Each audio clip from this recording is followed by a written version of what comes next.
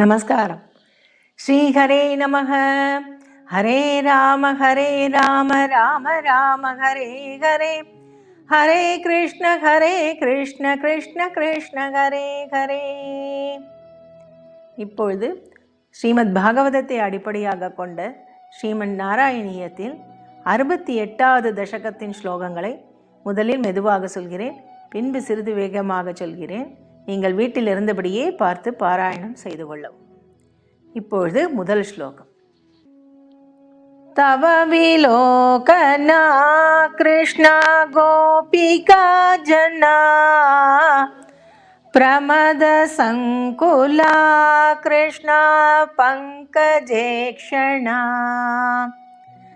அமிர்ததாரயா கிருஷ்ணா சம்ப்ளுதா இவ ஸ்திமிததாம் தது கிருஷ்ணா त्वत्पुरोगता.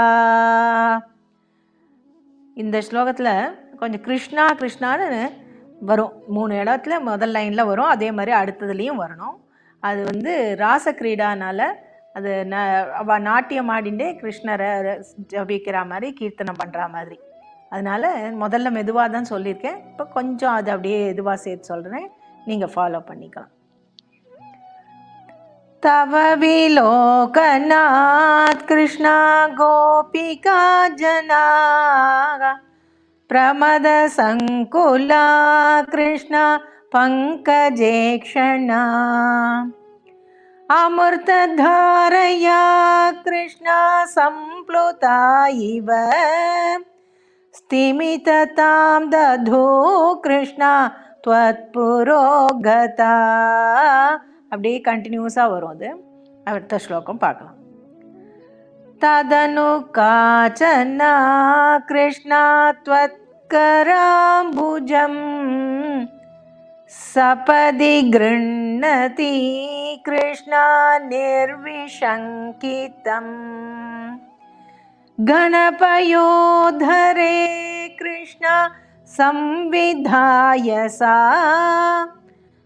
पुलक संवृता कृष्णा तस्थुषीचिरम. ஒரு அடியில் ஒரு லைனுக்கு 2 கிருஷ்ணாரன்னு சொல்கிற மாதிரி இருக்கணும். அந்த இதில் அப்போ ஒரு ஸ்லோகத்துக்கு 4 கிருஷ்ண நாமத்தை சொல்லணும். ரெண்டாவது ஸ்லோகம்.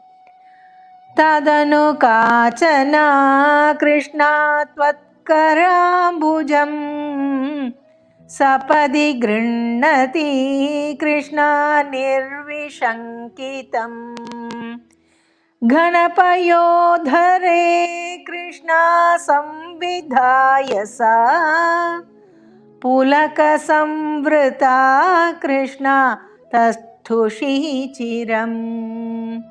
இப்பொழுது மூன்றாவது ஸ்லோகம். तव विभो परा कृष्णा कोमलं भुजं निजगलान्तरे कृष्णा पर्यवेष्टयत्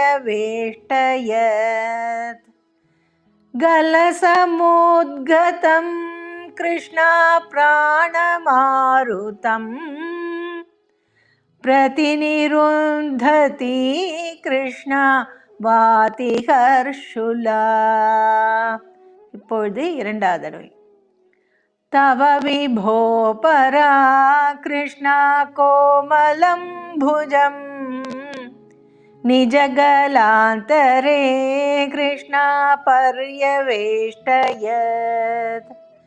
கலசமுத்கதம் கிருஷ்ணா பிராணமாருதம் प्रतिनिरुन्धति कृष्णा वाति हर्षुला. இப்பொழுது நான்காவது ஸ்லோகம். अपगतत्रपा कृष्णा कापि कामिनी तव मुखाम्बुजात् कृष्णा पूगचर्वितम् प्रतिगृह्यतत् कृष्णा वक्त्रपङ्कजे निदधति गता कृष्णा பூர்ணகாமதாம். இப்பொழுது இரண்டாவது தடவை.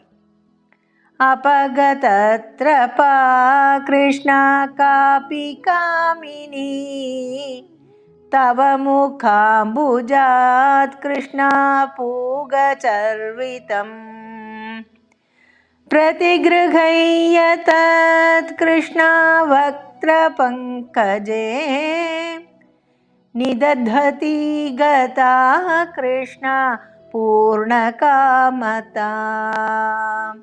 இப்பொழுது ஐந்தாவது ஸ்லோகம். விகருணோ வனே கிருஷ்ணா சம்விகாய மாம் अपगतोऽसि का कृष्णा त्वामिह स्पृशेत् इति सरोषया कृष्णा तावदेकया सजललोचनं कृष्णा வீக்ஷிதோ பவான்.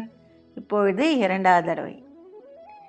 விகருணோ வனே கிருஷ்ணா சம்விகாய மாம் अपगतोऽसि का कृष्णा त्वामिह स्पृशेत् इति सरोषया कृष्णा तावदेकया सजललोचनं कृष्णा வீக்ஷிதோ பவான்.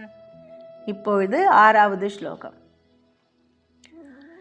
इति मुदाकुलै कृष्णा वल्लवी जनैः सममुपागतो कृष्णा यामुने तटे मृदुकुचाम्बरैः कृष्णा कल्पितासने घुसृणभासुरे कृष्णा பர்யசோபதா. இப்பொழுது இரண்டாவது தடவை. இதி முதாகுலைர் கிருஷ்ணா வல்லவி ஜனை சமமுபாகதோ கிருஷ்ணா யாமுனே தடே மிருதுகுச்சாம்பரை கிருஷ்ணா கல்பிதாசனே घुसृणभासुरे कृष्णा பர்யசோபதா. இப்பொழுது ஏழாவது ஸ்லோகம். கதிவிதா கிருபா கிருஷ்ணா கேபி சர்வதோ धृतदयोदया कृष्णा केचिदाश्रिते कतिचिदीदृशा कृष्णा मादृशेष्वपीति अभिहितो भवान् कृष्णा वल्लवी जनैः. இப்பொழுது இரண்டாவது தடவை. कतिविधा कृपा कृष्णा केपि सर्वतो धृतदयोदया कृष्णा केचिदाश्रिते कतिचिदीदृशा कृष्णा मादृशेष्वपीति अभिहितो भवान् कृष्णा वल्लवी जनैः. இப்பொழுது எட்டாவது ஸ்லோகம். आई कुमारिका कृष्णा नैव शङ्क्यताम् कठिनता मयि कृष्णा प्रेम कातरे मयि तु चेतसो कृष्णा वो निवृत्तये कृतमिदं मयेत् कृष्णा ஊச்சிவான் भवान्. இப்பொழுது இரண்டாவது தடவை.